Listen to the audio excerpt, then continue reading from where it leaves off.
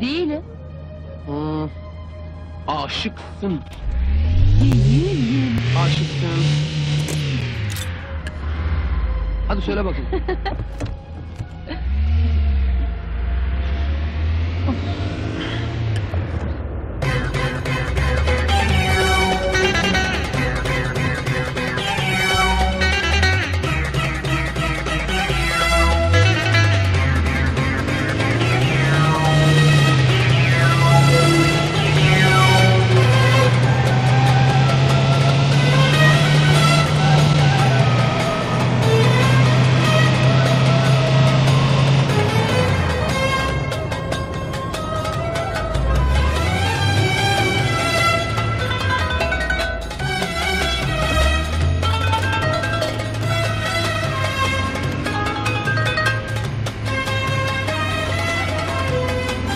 Gönülden seviyorsun, mutluluk istiyorsun.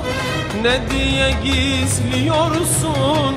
Sen aşıksın arkadaş. Allah yardımcın olsun, derdine derman bulsun. Laf aramızda kalsın. Sen aşıksın arkadaş, aşıksın. Aşıksın, aşıksın. Sen aşıksın arkadaş, aşıksın. Aşıksın, aşıksın. Sen aşıksın arkadaş.